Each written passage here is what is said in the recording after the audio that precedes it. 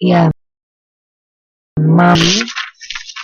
BTC ini Business Technology Center gitu. Terus juga memperbaiki profesionalisme pimpinan perusahaan dan nggak cuma pemimpin perusahaannya aja, tapi karyawannya juga harus bisa meningkatkan profesionalitas diri. Kemudian juga menciptakan wirausaha yang tangguh, gitu. Tahan banting ya. Jadi di tempat kondisi seperti ini bisa, di tempat seperti ini bisa. Gitu. Oke. Yang berikutnya ini adalah kesepakatan perdagangan internasional. Kita udah masuk ke kegiatan pelajar 3 nih. Gitu.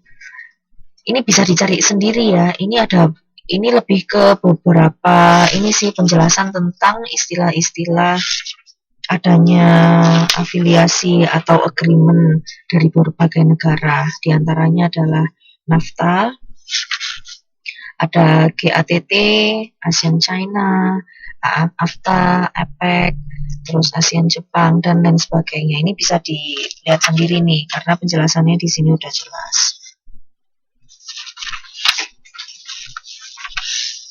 Wah, Mbak Nani muncul. Kirain tadi udah ini Mbak, offline Mbak. Gitu.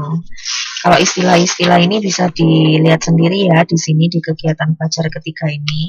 Gitu. Jadi kan kita tadi udah ngomongin soal apa ini perusahaan besar, terus pasar global dan lain sebagainya.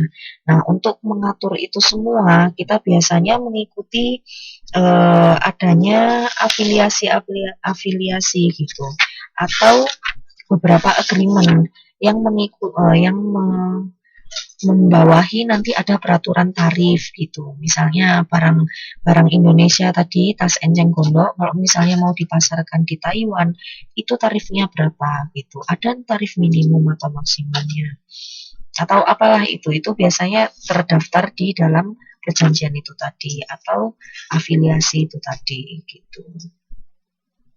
Gitu. Nah, ini ada banyak macamnya nih, ada WTO, AFTA dan lain sebagainya. Ya, ini bisa dibaca sendiri nanti. Kemudian setelah kita tahu bagaimana caranya bisa bersepak terjang di dalam pasar global, ternyata secara langsung dan tidak langsung ini pasti juga ada dampak dari bisnis global gitu. Yang pertama, serbuan modal asing. Pasti dong.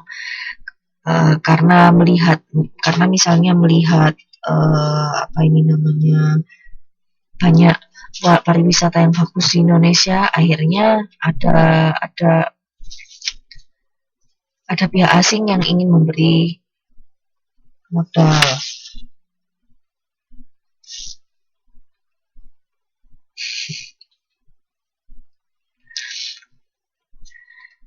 Ya udah, ini saya lanjut ya. Terus habis itu dampak bisnis global yang lainnya adalah serbuan tenaga asing ke Indonesia.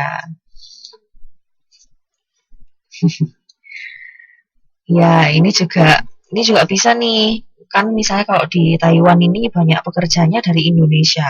Nah, tapi dengan adanya dampak bisnis global ini tadi, nanti bisa jadi yang dari Taiwan mungkin, kalau nanti yang Indonesia lebih maju gitu ya, nanti banyak yang dari Taiwan masuk ke Indonesia untuk bekerja di situ. Gitu.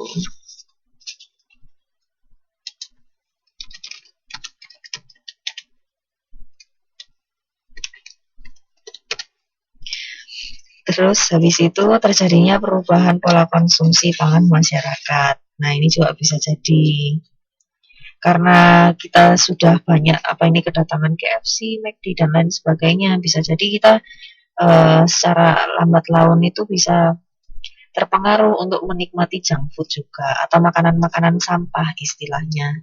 Jadi makanan McD yang biasanya difavoritkan di Indonesia itu makanan sampah, soalnya cepat saji, banyak bahan pengawetnya dan dimasaknya kurang begitu benar kayak kita biasanya masak gitu. Ya, betul. Terus juga terjadinya perubahan ini tadi sih. Terus juga penggunaan